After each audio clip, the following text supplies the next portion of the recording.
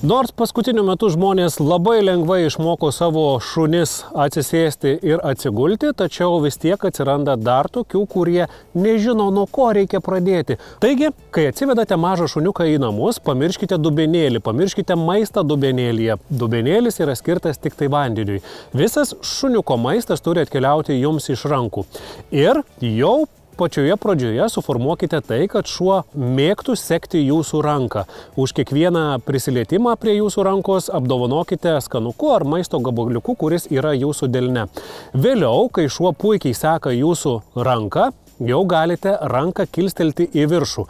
Vos tik tai šuniukas atsisėda, paliečia užpakaliukų žemę, iš karto paskatinkite maistu. Ir šiek tiek vėliau sujungkite prieš keliant ranką į viršų, pasakykite komandą sėdėt. Tik tai šuniukas atsisėdo, iš karto ateina maistas. Vėliau pamažu mažinkite pagalbą. Tai yra rankos judesių, vis mažiau jam padėkite. Žiūrėkite, kad šuo pradėtų klausyti jūsų balsinės komandos, verbalinės komandos. Ir kai šuo puikiausiai pradeda girdėti jūsų verbalinę komandą, tuomet jau galite rankos nebelaikyti ant šuns nosies ir jau įsitiesę, stovėdami prieš jį, pabandyti pasakyti komandą sėdėk. Ir vos tik tai šuo atsisėda, iš karto jį apdovanokite skanuku.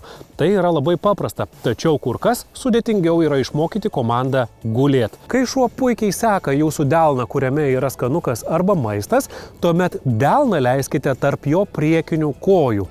Ir pamatysite, kai šuo sekdamas nosimi jūsų delną, vos tik tai galinėmis kojomis pilnai atsiguls, iš karto paskatinkite.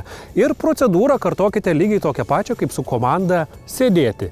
Vėliau po truputį mažinkite pagalbą ranka, kad šuo pradėtų girdėti jūsų balsą. Šie pratimai, ypatingai komanda gulėti, reikalauja nemažai kantrybės. Tai apsišarvuokite kantrybę ir bandykite. Jeigu nepavyks, rašykite mums į Facebooką Gyvūnų pasaulis.